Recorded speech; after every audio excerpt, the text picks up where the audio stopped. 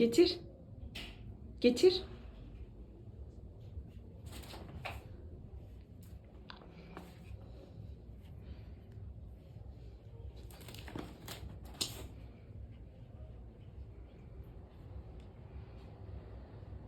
Johnny getir. Getir.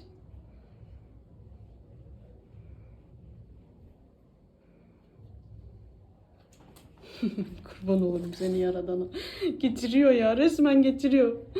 Benim oğlum köpek gibi.